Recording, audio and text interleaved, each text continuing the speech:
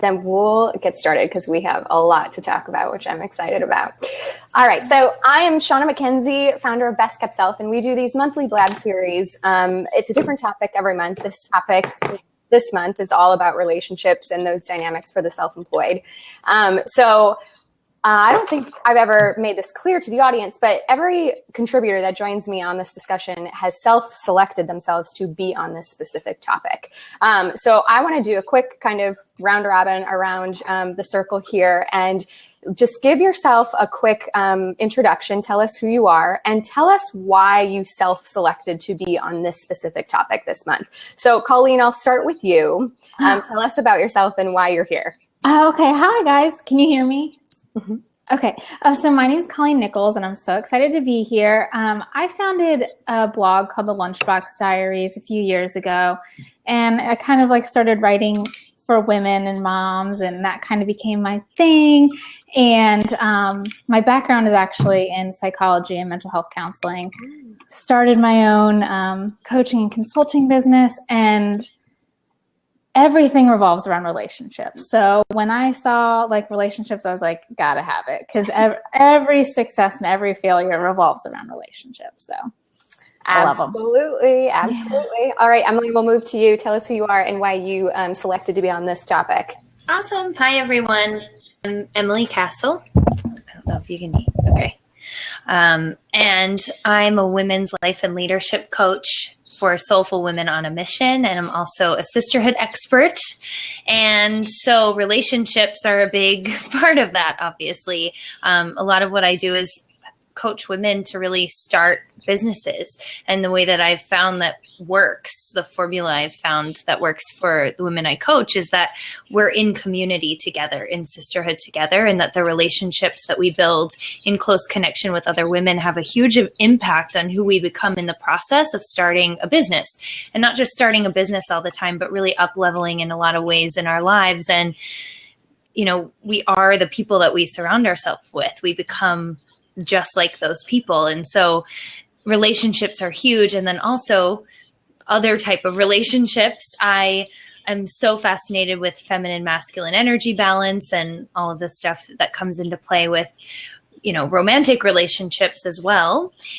And that's been a huge theme in my life this past year. So I'm excited to dig in and see what comes up. Absolutely. And then, thanks for having me. Absolutely. I'm excited to hear what you have to say, knowing your area and your niche there. So, and Aleka, last but not least, tell us who you are and why you self-selected to be on this call. Yeah, so I'm Aleka Thorvaldsen, and I'm a holistic life coach, and I too have a background in psychology and neurobiology and just how that all works. I love relationships because if there's sort of if you think you're enlightened, get into a relationship, you know.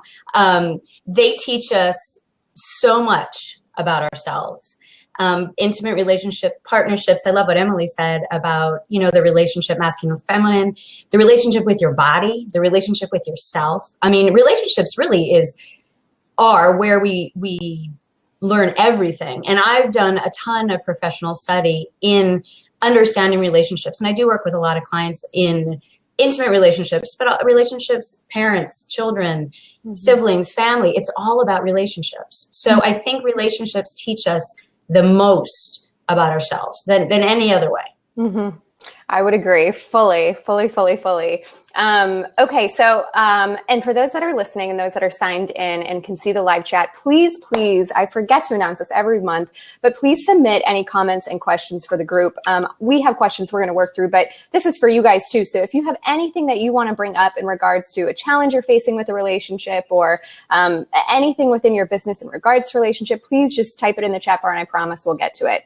All right. So let's start with talking about some of the relationship dynamics that you personally witnessed in terms of making the leap to be self-employed. So like over the years when you're a business owner, how have your dynamics of relationships changed? Like what are some of the factors that you've noticed are different maybe than previous? And maybe you don't see big differences, but Emily, let's start with you. Like what are some of the things that have changed for you? Well, first thing, I'm just thinking back to the beginning of all of this entrepreneurial journey.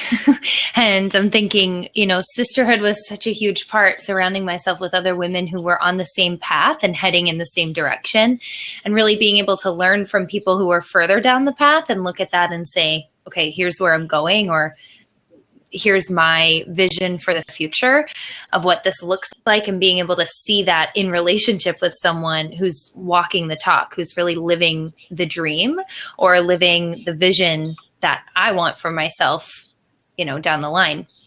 Mm-hmm. And so I think that's one way, is sort of to have the vision and the inspiration in connection, in relationship with women in sisterhood. And then also, I noticed that when we're on this path of entrepreneurship, we grow at a really rapid rate. And so we move through things really quickly. We learn our lessons probably a little bit faster as we get better and better and better at it, and knowing ourselves in relationship with ourselves. And then I also see, because of that, the people who we attract and the people who come into our lives tend to be different, right? Like, we are literally changing and shifting on an energetic level. So we're attracting different things into our life. And so we see that show up in relationships big time. And they carry with it, like Aleka said, they carry with them the lessons we need in that moment for our growth and expansion and healing and all the stuff. Is, I think, the way the universe speaks to us and really calls our attention inward is through relationship in a lot of ways, because they're just like big, beautiful trigger holes that we get into, that, we get so triggered by people in relationship, and there's so much learning there and so much growth opportunity when we notice that those triggers, when we're feeling, I'm trying to think of how to explain a trigger to people who are watching don't understand what that means. But when we're feeling, when we feel something, when we feel like there's an opportunity for growth there, we feel like a little bit blocked, or we feel like we might be shutting down a little bit, we're not opening our hearts as much as we possibly could to this person. It's really a cue to go inward and look at what's going on within us. And I think that's one of my favorite parts about relationships, and also, when I'm in it, the least favorite part. Yeah. And then I can see also, like, moving to Charleston, the way that I've sort of learned sisterhood over the years. This was my first thing that I said to myself, if this is going to feel like home, then sisterhood needs to happen right away. And that was first priority. And that connection was first. And also establishing a different connection with myself and seeing who I am in this space. And so I think when we prioritize relationships, we change those dynamics. Like, we get to choose what kind of relationships we tolerate. We get what we tolerate, and we get to choose, kind of curate the relationships we have in our lives, which means we're getting to curate the energy we surround ourselves with, which means we get to curate who we become. And I think it's really a beautiful opportunity to take advantage of, if you haven't thought about it yet in your business. Like, who are you really connecting with? Yeah. I always said one of the most amazing privileges of being self-employed is that you get to choose. You get to choose. It's not, I think back to my first job out of college, and there were some really amazing people there, but there was also some really draining people there, and you don't get to choose who you show up to that office with. And so you just kind of are forced to deal. And so it's an amazing privilege being self-employed that we have that opportunity to be able to cultivate the people around us. You mentioned something about energy. Aleka, I want to sway this over to you. I definitely have noticed that when my energy is in a good place, I attract those good energies towards me in other beings. But when my energy is in a bad place, I also notice I attract kind of the negative energy beings and people into my life. I imagine you believe that this is truth for most people. And how, or what would be some cues that you would give business owners that the source of these negative people that are maybe filled with drama constantly around them, or always issues, might have to do with their own energy? What would be how would you guide someone when it's, because we all know that one person who is surrounded by people that are constant drama, how do you pinpoint to someone or explain to them that it might have something to do with your energy? Well, I think that's a great question. Starting with the concept that if you want to take a good look at your mind, take a good look at your life, because it'll show up all over the place. What you're describing is sort of what the law of resonance, right? And so it's an interesting premise in energetic terms, because we often say that we attract it, and there is a truth to that, but I think we have to go deeper, because say, for example, someone walks into the room and you might actually be feeling okay that day, but someone walks into the room and all of a sudden your energy dips. You feel that, sometimes we say it's an energy vampire, whatever what term we want to use. You were talking about constant drama, but they walk into the room or you're at a party and you just feel like, okay, it's important to remember that based on the law of resonance, it's not so much that they have negative energy that you're taking on, but when, there's some great studies out there when they talked about energy and they talked about the law of resonance, and they did an experiment where there was a guitar sitting right next to a tuning fork, and they did not touch each other. And when they played a chord on that guitar, at a very, very low rate, that tuning fork began to vibrate at the exact same chord as that guitar. And they had no touch. It was just energy. So think about that when someone walks into the room and they walk into the room and all of a sudden you feel it. It's important to recognize that they have resonated an energy in you. It's not that they have it and now you've picked it up, but it's like their maybe C chord resonated your C chord. And as Emily was saying, that's an opportunity for you to look at that and say, what does that mean about me? I got a C chord in here. From an energetic level, they're not stealing your energy. You're not taking it. It's just they've given you a little bit of something that wasn't so obvious within you. Yeah. And a trigger would be the part of your brain that sort of starts getting hijacked from that particular energy. Like you feel that energy, maybe it's an energy of fear, and then all of a sudden you're starting to get some feelings in your body and your mind starts going, ooh, fear. Right. So you're getting a sensation of fear. And then that is what's called a trigger. Right. So I think that that's important to recognize. If you're one of those people that have, all of a sudden you're going, there's craziness all over the place. There's drama everywhere. It's important to ask yourself, what does that mean about me? Why is that happening? Right. So do you have drama in your life? Or the opposite of that would be, are you a caretaker that needs drama to define yourself? Right? That I need to be a fixer. So I need to surround myself with people that have issues. So I have something to do. And if they're gone, then I don't know who I am. Yeah. So there's, I'm kind of throwing out a couple different concepts here, but it's a big question. Yeah. Right. Yeah. So it's important to always, as everyone has said here, that when you're looking, there's a great saying that when one finger is pointing at someone else, there's three fingers pointing back at you. That there's some learning here, something.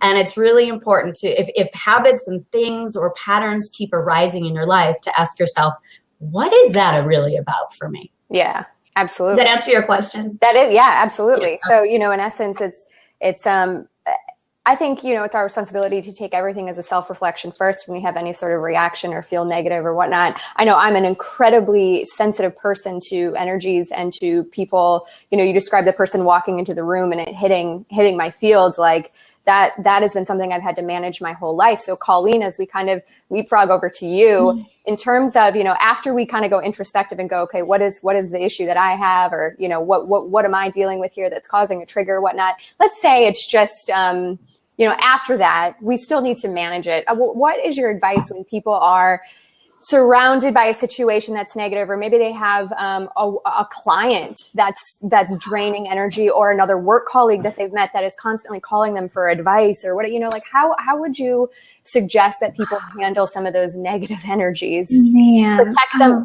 Protect themselves, and then B, handle it literally with that person. I always caution people to protect themselves first. And most people don't do that. They think like, that's rude if I protect myself. I have to engage with whoever comes in contact with me. Yeah. And that's so not the case, especially if you're your own business owner. And I have this real belief that your vibe attracts your tribe, your vibe attracts your tribe type deal. I do agree that you can't control everyone's energy that comes in contact with you. But if you're finding yourself surrounded constantly by negative energy, it's the introspective thing. Like, are you the common denominator? Like, why are you in these situations, and how to manage them? How can I either get out of them, or how can I have direct confrontation with somebody? And I think people are really scared of the word confrontation because they think it means like flipping tables and yelling and like getting really angry. But confrontation, I think, as a mature adult, is just having a conversation and saying, this is what I'm feeling. This is what I'm bringing to the table. Maybe this isn't the healthiest relationship. I mean, I've fired clients before because you don't make it about them so much because it is about you if they're draining you. So just saying, we're not the best fit, or, I think someone else might serve you better, or whatever. So I think I always say being as honest and transparent as possible is the best way to go. So if you have to be honest with yourself first and then be honest with your client or whoever you're engaging with that's draining you or really negative, then you have to do it. It's not easy, and it's not always comfortable, but No. Well, as Aleka's once told me a very long time ago, you have to get comfortable with being uncomfortable. Yes. And being okay with that feeling. So let's talk about a common situation. I just had this question come up in the past couple of weeks. A friend of mine has another work colleague, everyone's self-employed, who is giving off some jealous feelings of my friend, and I see this with other business owners where, they're doing really well, they've got the hustle, like things appear to be great. And then some of the other self-employed colleagues of theirs tend to, start to get a little weird around them, almost as if they're intimidated in a way instead of supported, and those dynamics change. So Emily, because you're so involved in the sisterhood aspect of that, number one, have you faced any of that personally? And two, what would be your advice to someone to deal with that friend who all of a sudden has turned jealous instead of supportive? It's interesting because it happens all the time and it's happening silently. Nobody, a lot of that feeling, I think about it most often from the other side, right? Of looking at people myself, or talking to clients who are looking at people and thinking, oh my gosh, well, look what she's doing. I don't even know how to get to that level. Like, who am I to do that? Or will I ever be that? I had a client say to me, like, I'm just really frustrated right now, and I feel like I'm doing everything that I can, and I just feel like, will I ever be one of those women who like makes a difference in the world?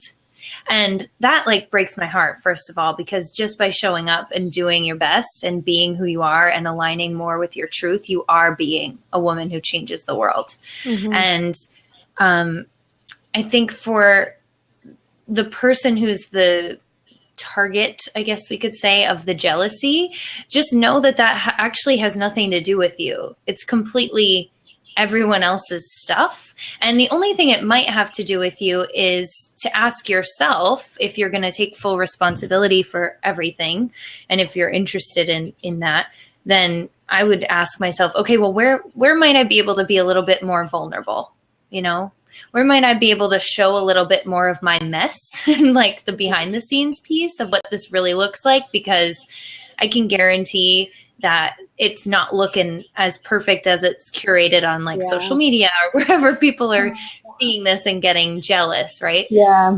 And then for the people, if you're feeling that way, anybody who's watching, if you're looking at someone like Shauna or like, I don't know, whoever's in your industry that you just really look up to and admire, ask yourself, what inspiration do they offer you? Where are they showing? What are they reflecting back to you that you actually want, that you haven't yet done, or that you haven't yet achieved, or whatever it is that you're moving toward?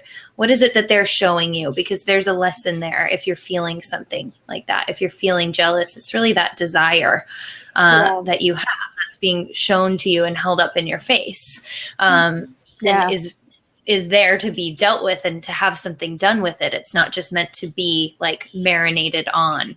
You're meant to do something with that energy and use it to your advantage and to serve the world in a bigger way, or to really step up in your life. So does that answer the question? Yeah. I mean, you touched on a really interesting angle. And I think one of the things that I walk people through my reboot system is, idealizing their life in the future from a 360-degree approach. And this is really hard for a lot of people, surprisingly, to figure out what those ideals are, what their life looks like. And one of the things I ask them is, well, what gets you envious? What gets you jealous? Exactly. And to use that as a place for the things that you want, and to use it from more of a positive angle. So I love that you brought that up.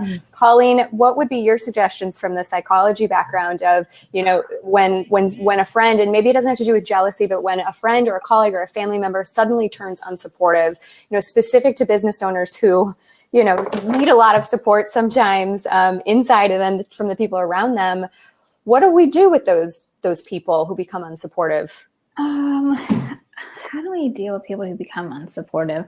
I think I've been very fortunate in the fact that I haven't really encountered, in my own personal life, I haven't really encountered too many people who have been blatantly unsupportive.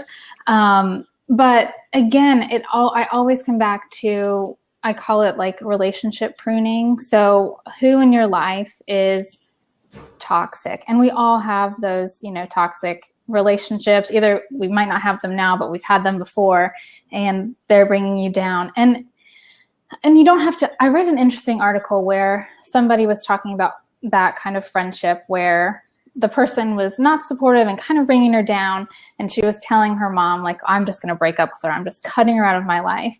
And the suggestion was, well, you don't have to cut her out, but just put her on a different shelf. Like she is not going to be the person that you reach for, like when you need something. She might be like a different spice that you need every once in a while, or you need to visit, you need for that random recipe or whatever. Yeah. And that, because when I was a little bit younger, I was somebody who would just cut somebody out and burn bridges, and that really doesn't serve you. So just kind of rearranging how you can, like rearranging your relationships. Like maybe you don't need somebody who's so negative on the front lines.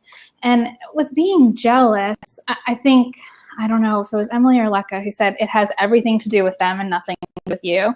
And some personal advice that I have, because I'm a human and I get jealous, and I hate to be jealous. It's like the worst feeling, and I try to nix it as soon as I feel it. And I am one of those like woo-woo people who like feel my like emotions really quickly and try to do something with them.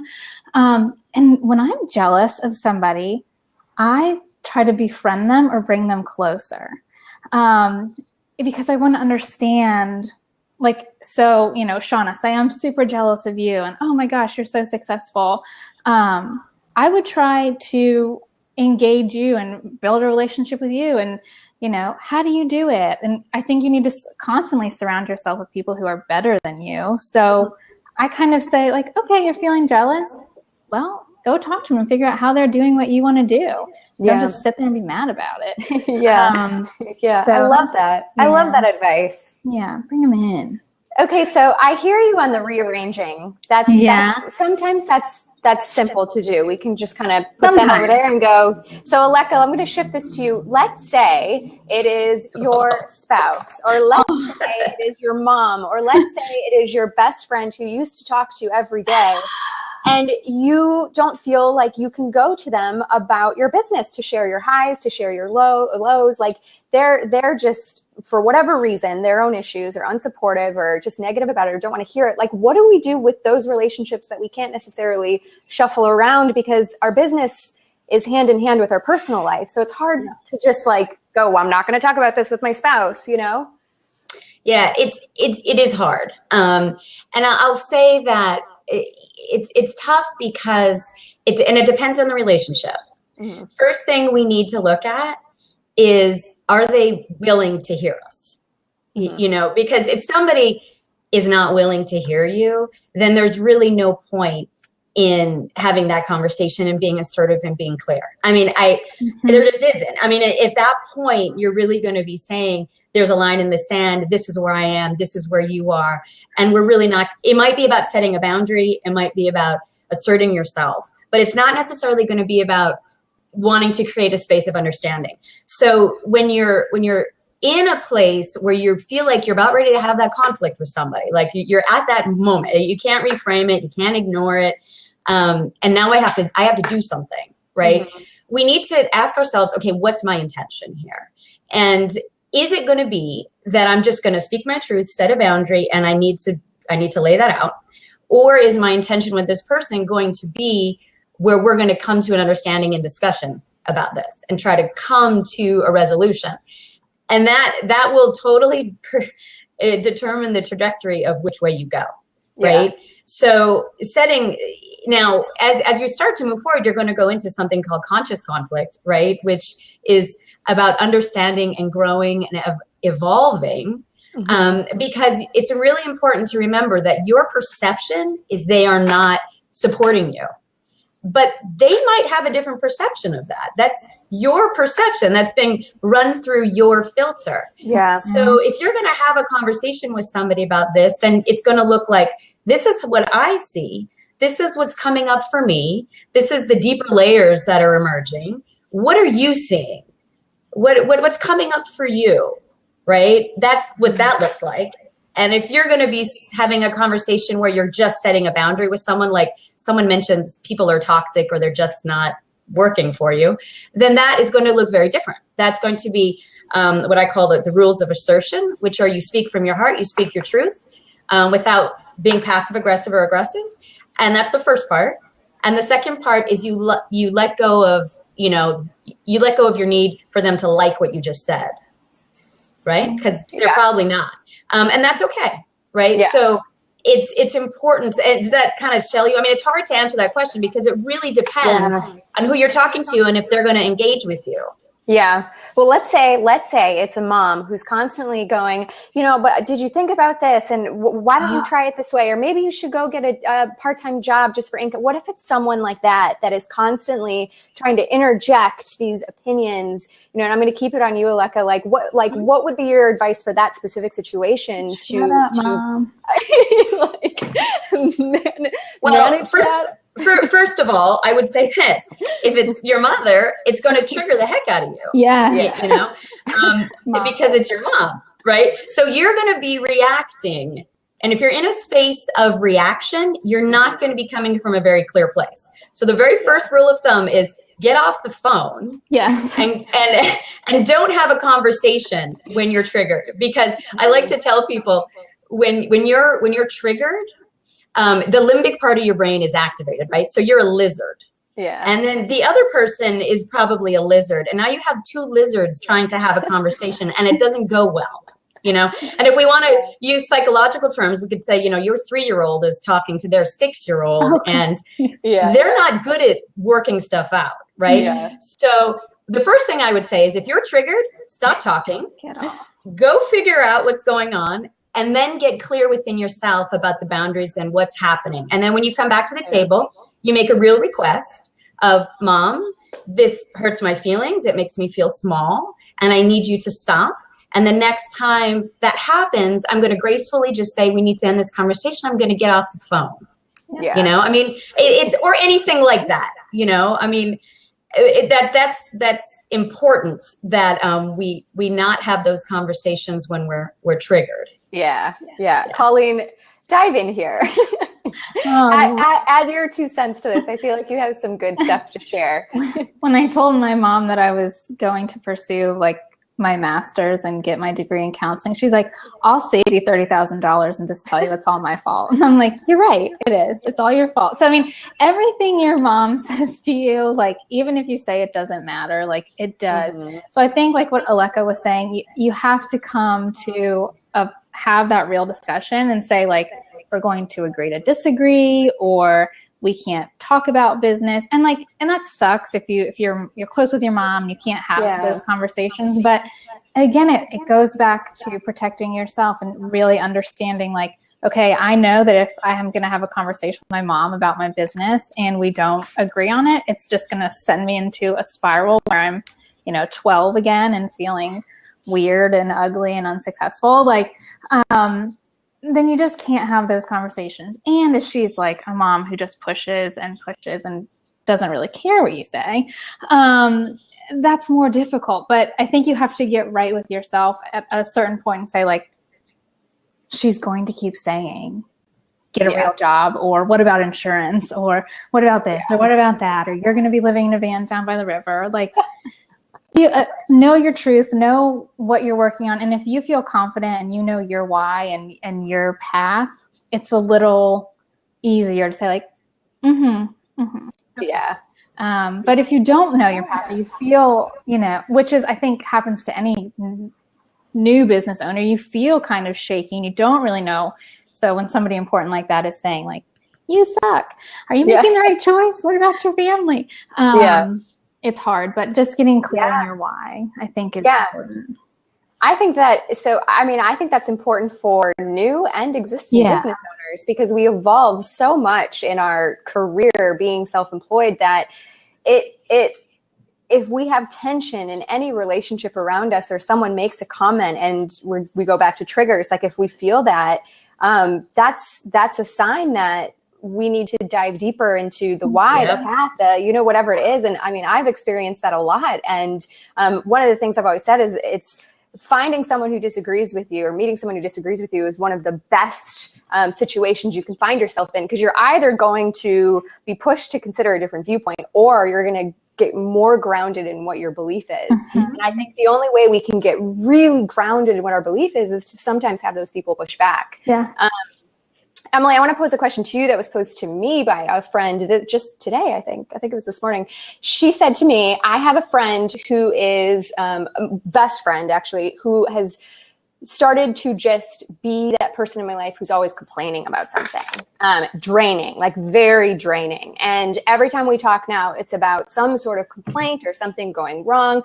And at this point, I just simply can't handle it. I have work to do. I can't absorb my energy into this. What would be your advice? Because this is a situation I feel like is pretty common for us. What would you say to that person to deal with this person who's becoming a little high maintenance? I actually had a similar situation happen recently, so I'll kind of share what my process was. My first reaction was, interesting. Why is this coming up for me? What is she showing me about myself? Where do I complain a lot? Where has that been a pattern for me? Do I want to eliminate that now that I see what it looks like from a different perspective? And then in that situation, I think there are two things that you can do. You can either shift the focus and the energy and redirect it to gratitude, or to something else like, oh, that's really, I think you can, another thing. So I think you can redirect the energy to gratitude, or to not complaining, whatever the opposite of that would be in the situation. Gratitude's a good one for me. I think that always kind of transforms something. If you're like, oh, well, what's going great? If you ask someone that, just like redirect it like that. And another thing I think is to not let that person be a victim in your presence. So to ask them questions that probably most people wouldn't, but they're uncomfortable questions, like, well, how do you think you co-created that? Or what do you think your role in that might be? Or how could you shift your perspective? Or almost like, for me, it's like coaching that person. But, if you're not, if you're not a coach, you can use that technique too. And just, ask some deeper questions, because the answers we get in our lives are based on the questions we ask ourselves, the quality of the questions we ask ourselves. So if someone's complaining all the time, they're probably asking themselves really crappy questions. And so if you can be the person who asks a better question and gets them to think differently, then there's that. And then the other thing you can do, if you don't want to do those things, is you can set some really good boundaries. And you can decide not to be around that person as much, or to not reply, to, let them know that, I'd love to be around. I'd love to support you. I'm not going to be available to do that right now. Here's when I can, or something to that nature. Like set aside some focused time to really be present with them instead of having it drain you constantly. Yeah, I think that's what I'm trying to think back to my process. And the other piece was to be compassionate, right? Because we never really know what's going on with someone and why they, the struggles that they might be having that they might not be sharing with us, or the complaints are really covering something else up. So I would say also that was a big, huge, beautiful lesson for me, was to be more compassionate than ever when someone's really complaining. And the way that I did that was to think about, okay, well, where is this? Like, I've done that. We've all done that. We've all been complaining at some point, whether we were 6 or 25 or whatever. It doesn't matter. We all have a piece of us that gets dissatisfied with things or has expectations about things that we're attached to. So, yeah. I like the question strategy, because I know at one point in my life, I kind of did that. I didn't realize that that's what I was doing until you outlined it there. But the person might just go, oh, I didn't know they were going to ask me deep level questions. I'm not going to that person anymore. Yeah. They either solve your problem. Right. And I think that's what you get to choose, right? You get to choose, okay, well, I'm not willing to tolerate conversations of complaining, because that's not getting us anywhere. And that's not how I roll. And that's not what I believe in. So here's the kind of questions I'm going to ask you if you come to me with that. And I find people usually don't come to me because they know I'm going to be really real, and I'm not going to commiserate with them. I'm going to get them out of victim mode. And so that's not where they want to be. So they don't come to me with it. I think that that's a really important point. It goes back to what Colleen was saying about developing your why. I think, you know, and you all will agree with this, that instead of dancing around things or maybe just sitting back, you know, really owning who you are. If you're the type of person who likes to get in there deep and ask those deep questions, you know, you will then start shifting the dynamics of who comes to you and who doesn't, because then people just kind of know. So people know your place in the world and what you can do. And I know that that shifted for me. Instead of being a catch-all over the years, now I don't really face those kind of draining situations with the friends or the random colleagues in my life. People kind of know, like, this is what Shauna stands for, and I know what I'm going to get out of her should I come to her with this. And I think it's really important to just constantly be developing your sense of self just for that dynamic alone as a barrier itself. I think it's hard when you're like a helper too, like your friends know, like that's a default.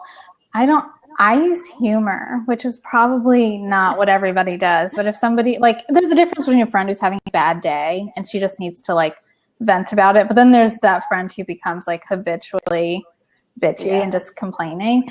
And I just use humor to diffuse it. And I'll say things like, listen, my going rate is this. And I'm like, you know, if you want to talk about it and you want me to ask you the hard questions, like I will, but it's going to cost you.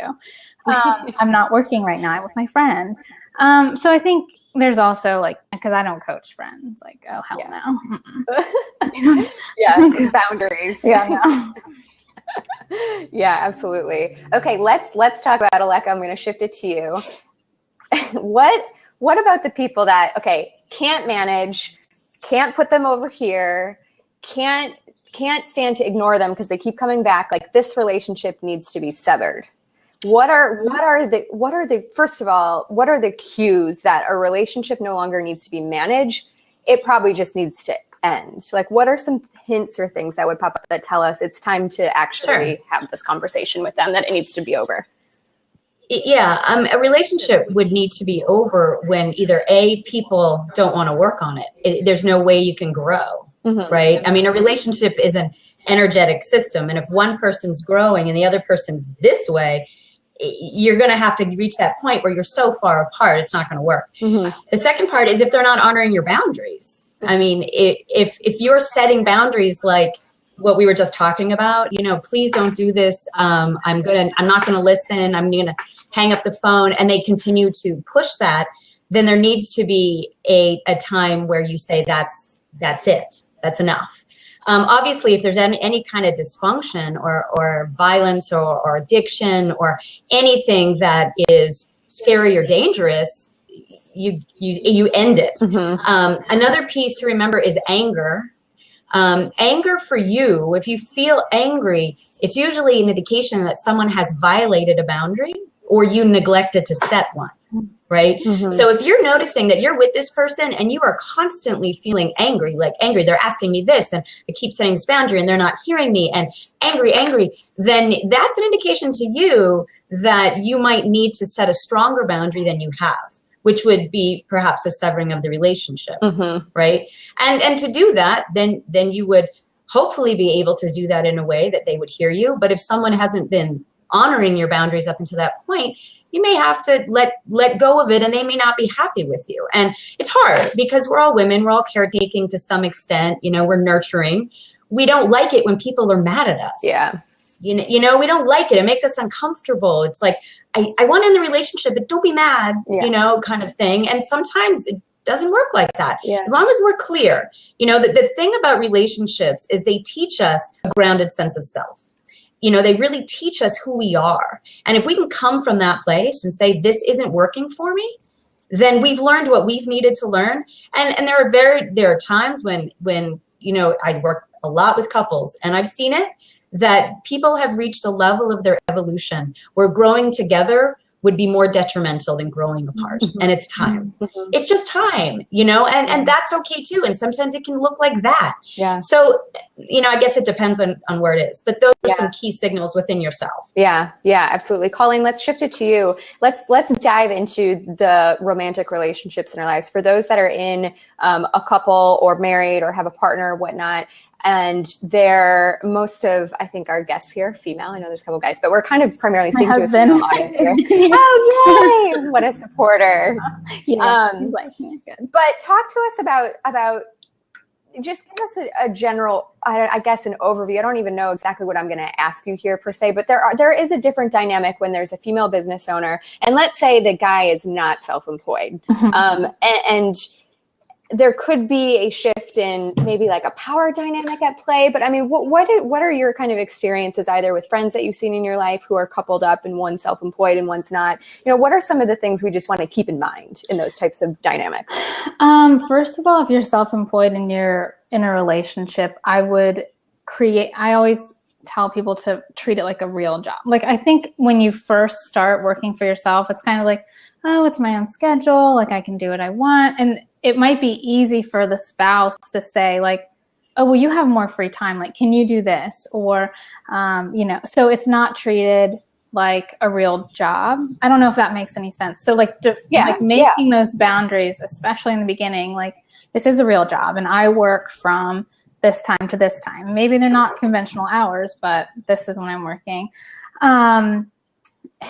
As far as like a power thing, I think if a business triggers that for some reason, that was already there beforehand, and so I haven't experienced that, praise Jesus. And I don't know many friends who have a completely different relationship, like underlying issue of a relationship, and just other things to be aware of.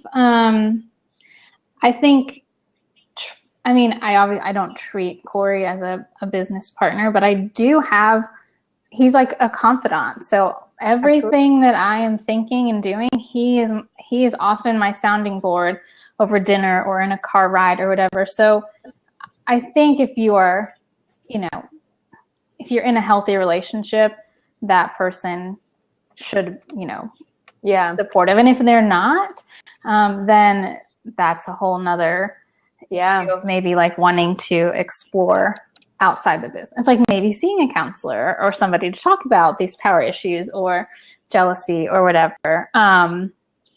But I think preparing your spouse for being a sounding board and an unofficial business partner is part of the course. Let's dive into that, because I know in my own dynamics that it can be very difficult to know when to take that person's opinion as something I should consider, and when I know, like, nope, that actually is going to take me off focus, because they're saying it out of their own trigger, or they just don't have an understanding. Yeah.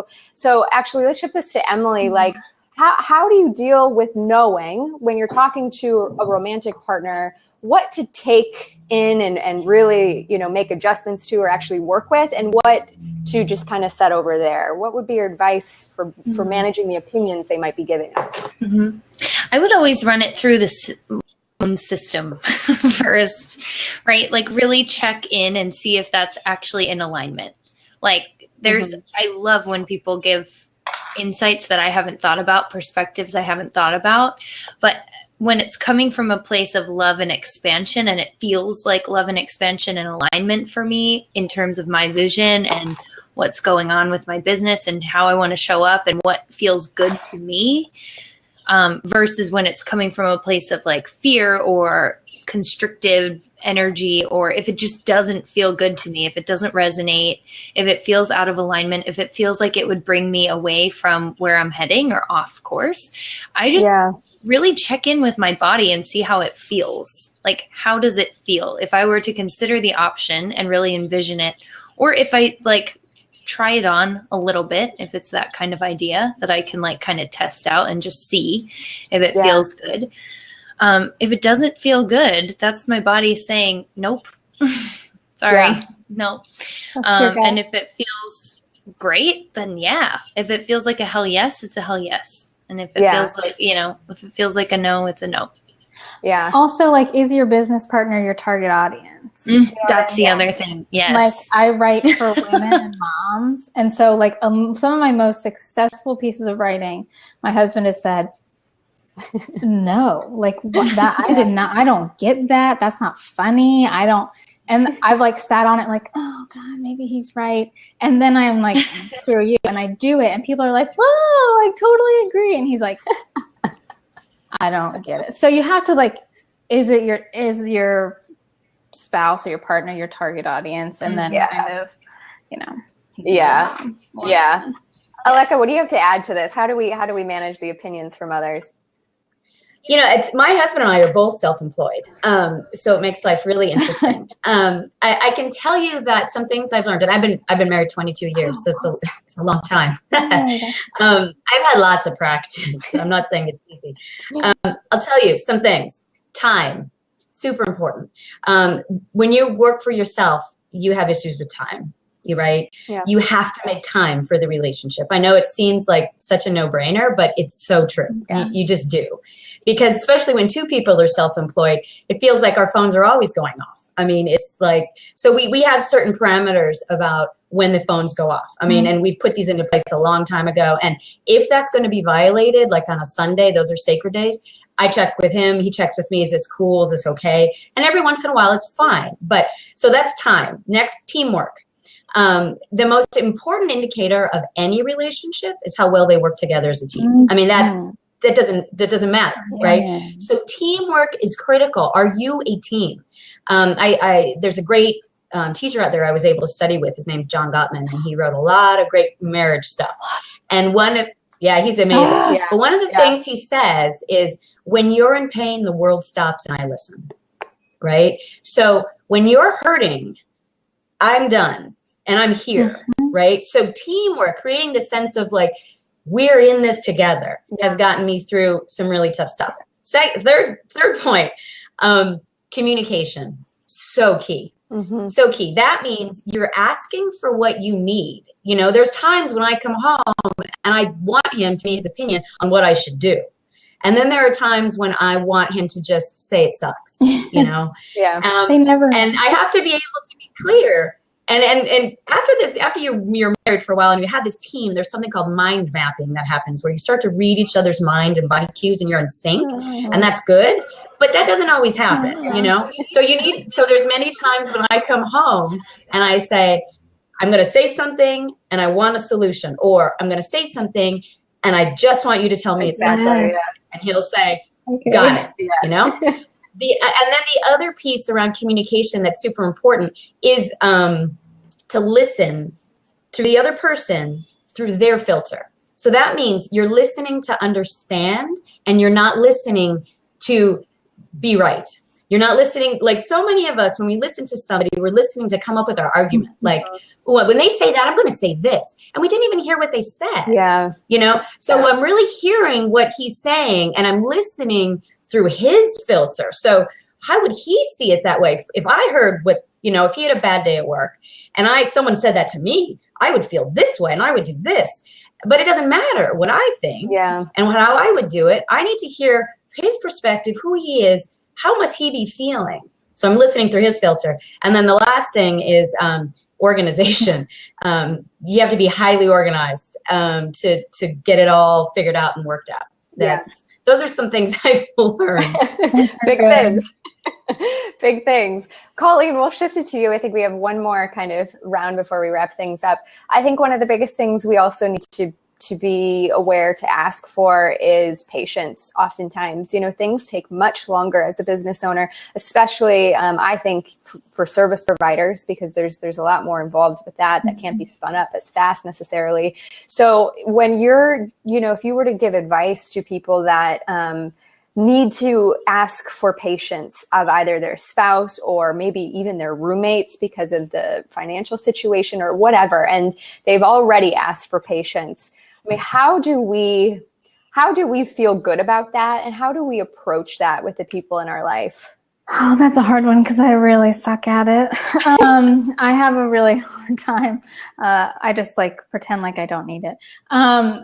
You really have to get good at accepting grace from other people. And I don't mean that in a religious term or anything like that, but just accepting grace and being you know what, this is taking me a lot longer, or this isn't going as planned, or whatever. And I'm thinking, when you first said that, I was thinking about a kind of exercise that my husband and I do on our anniversary every year. We sit down and we write 5 things that we want to accomplish as individuals that year, and what they're really important to us, and what it means we need from them to accomplish those things. So, and then 5 things we want to accomplish as a couple, whatever. But, so I think stuff like that, each year I kind of have an idea of I want to accomplish this, and I need you to support me. And sometimes I'm not good at asking for it. But I don't know. I don't have the best answer because I'm not that good at it. But it sounds like you're doing really well. I love that exercise. That's a really wonderful takeaway for people. Yeah, it's really awesome. We have not been married for 22 years. We're married for 5 years, but it's really, and it's neat to save it and look back and see oh, where, what did we accomplish last year, 5 years ago, or whatever. But it really it centers you and grounds you and forces you to have those conversations of asking for what you need for. Yeah. Do Emily or Aleka, do you have anything to add around the idea of asking for patience from the people around you? Yeah, please tell me. Emily, do you want to hit that? I mean, I have stuff to say, but I certainly want to give you the option. No, go ahead. I might get something from what you say too. Yeah. Well, to me, the moment, if somebody has an issue with patience, the first thing I would say is, why do you have a hard time asking for patience? Because, right? I mean, because then we kind of get into a sense of worthiness or vulnerability or, so now we're going into deeper stuff, right? So if we have an issue there, we should ask ourselves, what's that about? So if a client came to me and said, I have an issue with asking for patience, I would say, well, why? Right? Yeah. And then I would say, because ultimately we need to just ask for it, right? So if we feel that resistance piece, there's probably something much deeper going on that has to do with, vulnerability, my sense would be, as far as I don't like looking weak. I don't like asking for things, which is about receiving. And I think we did a show about that, one of these. We talked about receiving. So I think that receiving is hard, because giving is the control position, receiving is the vulnerable one. So it can make us, it can push us into darker places, which is good, right? That's what we want. Yeah. Where the learning happens. Yeah, absolutely. Are you absorbing that all? I'm absorbing it. You're right. Emily, last question for you.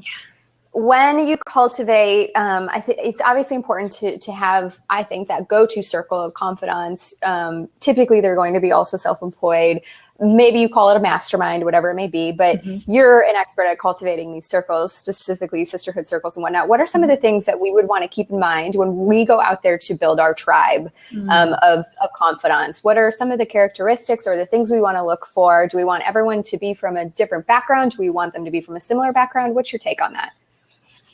I think it depends on what you're looking for exactly. So for me, if it were for business, let's say, as a coach, I'll share just what I've done is I've liked to have other coaches with me in in the process, because I find that they really get the specific industry and the specific challenges and the specific like celebrations and the things that we're kind of like sitting behind a screen and no one knows that we just launched a podcast or we just did this big thing. And, you know, I think we all kind of can identify with that. But I've also seen masterminds work really well with women who are totally different entrepreneurs, because you get valuable perspectives from that too. You get different, I think that's the beauty of a mastermind. And if you even just break down that word, right, it's like bringing together more than one perspective to be able to have a bigger cohesive 360 lens of something. Having more perspectives is more powerful than just your own, because you can, not only can they see you from all of the different angles and see what's great about you, see where you might be blocked, see what direction you're growing in, encourage you in all of that, notice where you're feeling resistant, and kind of like show you that mirror, hold that up for you so that you can grow and work through whatever it is that you're working through. But also because, you know, if you have someone who's incredible at relationships, and you have someone who's incredible at the business stuff, and you have someone who's incredible at whatever, then that just creates so much variety and so much beauty in the full spectrum.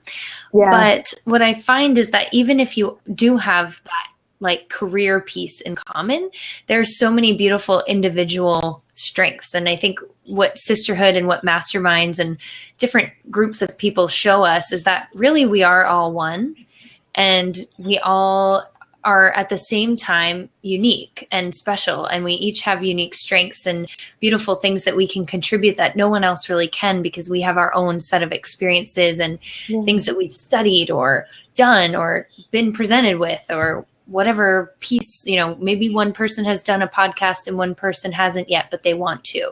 And what I look for is just people I really like jive with, or who I feel like are heading in the same, who are sort of at the same ish point, like at this launching point where they're like, okay, we're all in and we want to go bigger, you know, for a mastermind kind of experience at least. Yeah.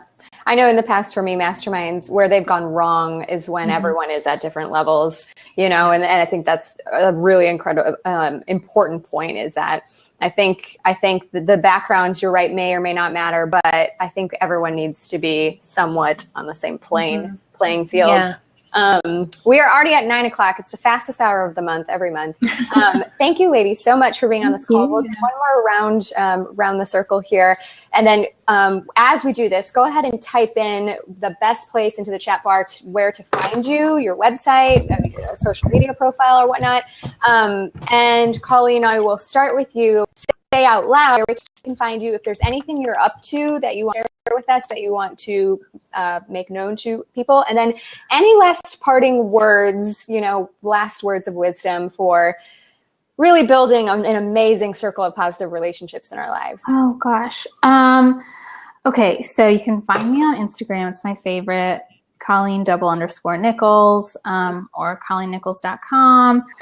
And I'm working on some new things for women, and specifically mothers who are in business. So be on the lookout for that. It's not done yet. Yeah, you just cut out for a brief second. Sorry. You're back. You get to decide who you have relationships with, and like you control it. So don't ever feel like the world is happening to you. You happen to the world. So, you know, just keep that in mind when you're surveying your relationships, I think.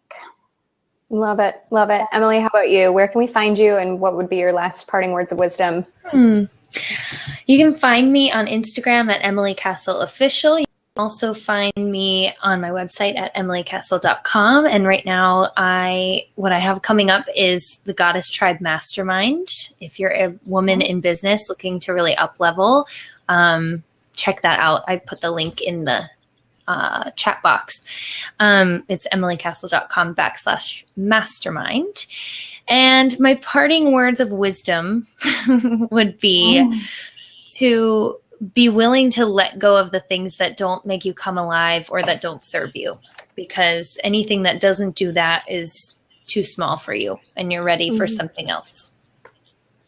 I love it. And Aleka, how about you?